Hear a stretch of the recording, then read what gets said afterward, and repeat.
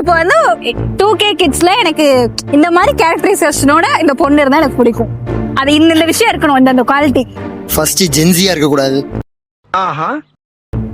Gen Z இருக்க கூடாதுன்னா உங்களுக்கு அக்காவா தான் இருக்கணும். பரவாயில்லையா? எனக்கு அதெல்லாம் தேவையில்ல. எப்போ வரீங்க? பரவாயில்ல. ஓகே. Age doesn't matter. இல்ல ஆக்சுவலா வந்து என் ஏஜும் கம்மி தான், ஆனா நான் ஜென்சி கிடையாது.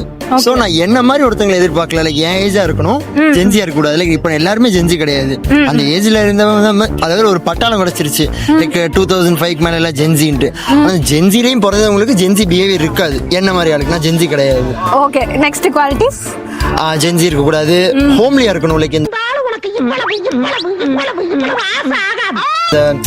ஓவரா லைக் இது இப்போ ட்ரெண்டா இன்ஸ்டாகிராம்ல ட்ரெண்ட் ஆயிடுச்சு. பொண்ணுங்கன்னா இப்படிதான் ஃபேஷன் இவ்வளோ இருக்கணும், லைக் ரொம்ப ஃபங்கியா இருக்கணும், அந்த மாதிரி இருக்கணும்னு நினைக்கிறாங்க. இப்படிலாம் தேவையில்ல, ஹோம்லியா டீசென்டான கேர்ள். ஆக்சுவலி நீங்க ஒரு சோஷியல் மீடியாக்காரர் தான், you are into Instagram full time. But அந்த பொண்ணு வந்து இன்ஸ்டாகிராம்ல இருக்க கூடாது. அப்படிலாம் இல்ல, இன்ஸ்டாகிராம்ல இருக்கலாம். லைக் இன்ஸ்டாகிராம் ட்ரெண்ட்னா லைக் இன்ஸ்டாகிராம்ல காமிச்சிருக்காங்கல்ல பொண்ணுங்க இந்த மாதிரி இருக்கணும், அந்த மாதிரி இருக்க கூடாது. ஓகே, இன்ஸ்டாகிராம்ல யூஸ் பண்ணலாம். ஐயோ அந்த மாதிரிலாம் நான் இது பண்ண அது பண்ண மாட்டேன் இல்ல. பட் எனக்கு வந்து எப்படின்னா உண்மையா சொன்ன பயம், இந்த ஜென்ரேஷன் பார்த்தா கொஞ்சம் பயம் ஹானஸ்ட்லி. ஸோ அந்த பயம் இருக்கிறனால எனக்கு ஹோம்லிகளா பாக்குறேன். என்ன அடி வாங்க விருப்பப்படல.